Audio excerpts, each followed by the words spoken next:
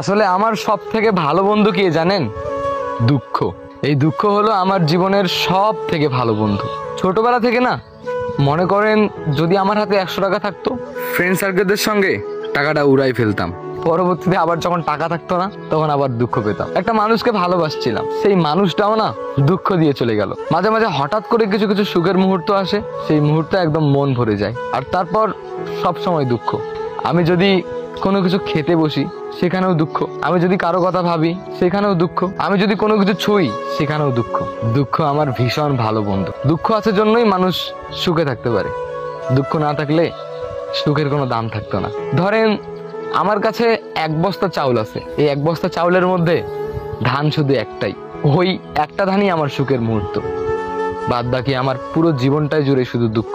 ওই যে বললাম, দুঃখ আমার ভীষণ ভালো বন্ধু। কেউ পাশে থাকুক বা না থাকুক, দুঃখটা সবসময় আমার পাশে থাকে।